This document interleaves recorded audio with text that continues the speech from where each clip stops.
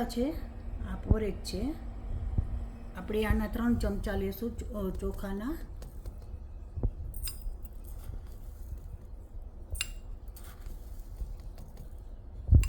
પોરેજના લેશું 5 ચમચા.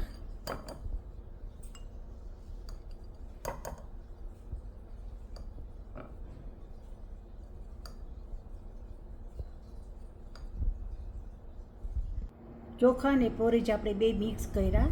હવે આપણે આને દળશું. આ દળાઈ ગયું છે. આ સોજી છે. આપણે આમાં 7 ચમચા સોજી નાખશું.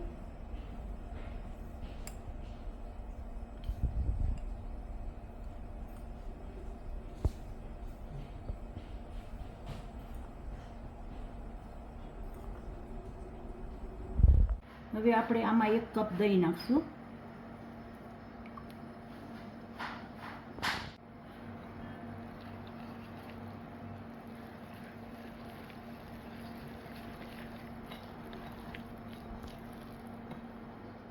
આપણે અડધો કપ પાણી નાખશું.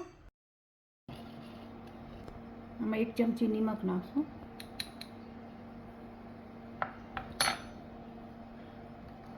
થોડીક સૂકી મેથી નાખશું.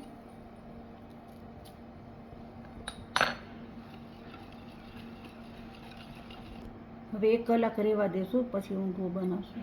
આમાં નાખવા માટે વઘાર કરશું. આમાં 3 ચમચી તેલ નાખશું.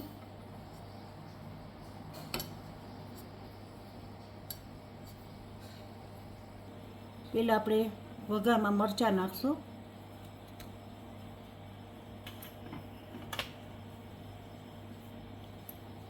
પછી 1 ચમચી રાઈ નાખશું.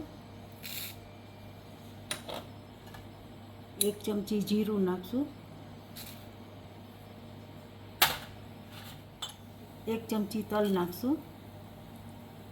આ વઘાર ખાવા દેવાનો.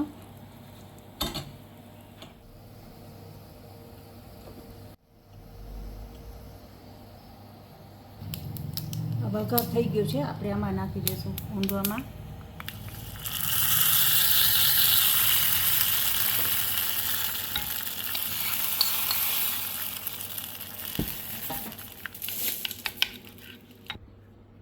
આ દૂધી છે, 2 ચમચી નાખવાની.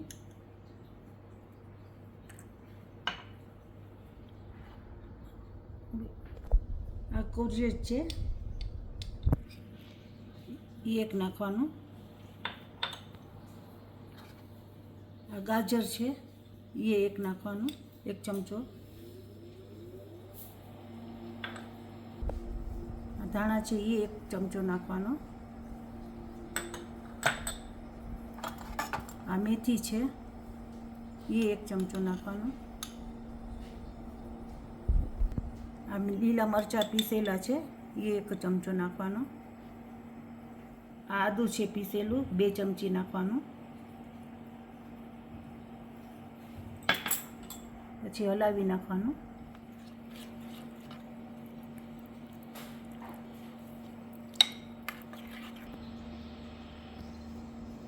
સેજ હળદર નાખવાની. આમાં 1 ચમચો તેલ નાખવાનું છેલ્લે. આમાં 1 ચમચી ઈનો નાખવાનો છેલ્લે.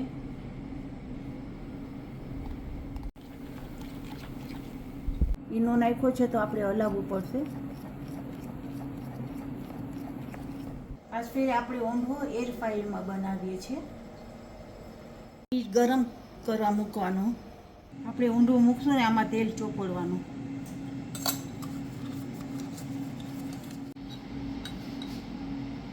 આવી રીતે ભરવાનું.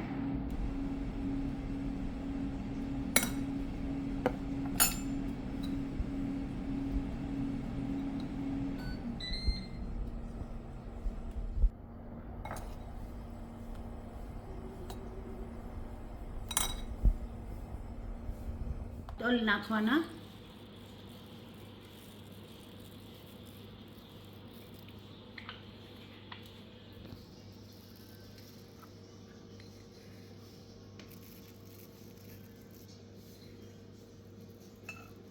જીરું છે,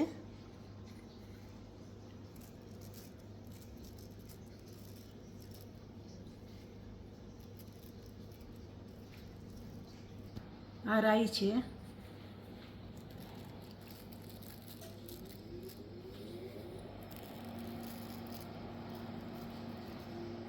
કોઈ મરચાં રાખવા હોય તો રાખવાના.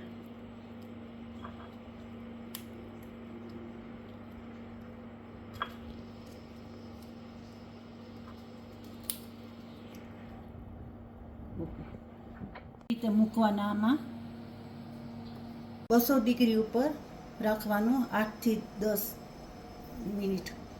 આ વચ્ચે વચ્ચે જોવાનું, હજી 5 મિનિટ પાછું વધારે રાખશું.